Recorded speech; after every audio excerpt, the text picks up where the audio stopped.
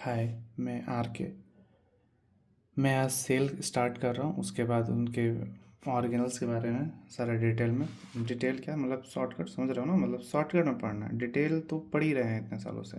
Shortcut में cell cell का मतलब होता है सेलुला, ए लिटिल रूम। 1665 में रॉबर्ट कुक ने इसे कॉर्क में फाउंड किया था। उन्होंने डिस्कवर किया था।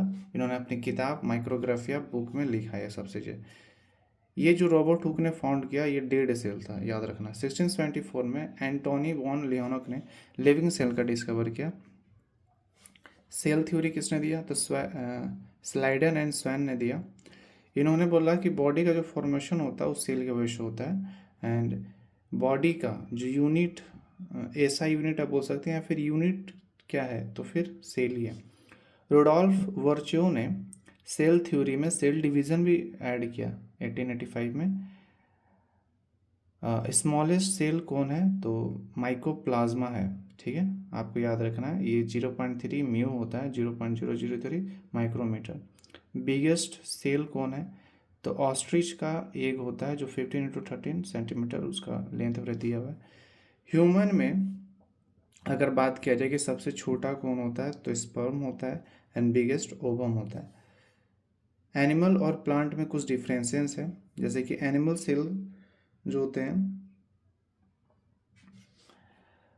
उनमें न्यूक्लियस जो होता है सेंटर में होता है। ठीक है, एकदम सेंटर में होता है। लेकिन प्लांट सेल में जो न्यूक्लियस होता है उस साइड में होता है, मतलब प्लाज्मा मेम्ब्रेन जो होता है उसे सटा हुआ होता है, या फिर बीच में नहीं होता simply.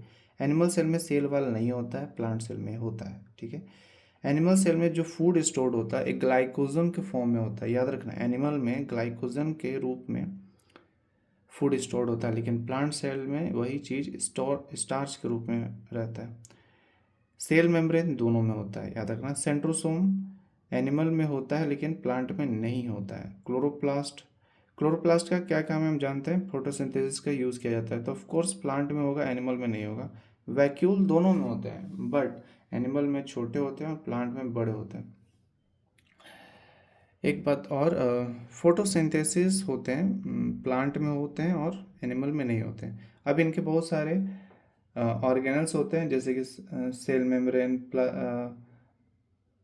Protoplasm, mitochondria, vacuole, DNA, RNA, lysosome, endoplasmic के भी दो टाइप होते हैं, गोल्गी बॉडी, प्लास्टिड। ये सब के बारे में हम अब एक वीडियो में उतना लंबा नहीं पढ़ा सकता, या फिर समझा नहीं सकता, या फिर धीरे धीरे हम उस चीज़ को क्या करेंगे, समझे जाएंगे। जैसे कि फर्स्ट पार्ट है, हम 3-4 पार्टों में इसे कंप्लीट कर देंगे।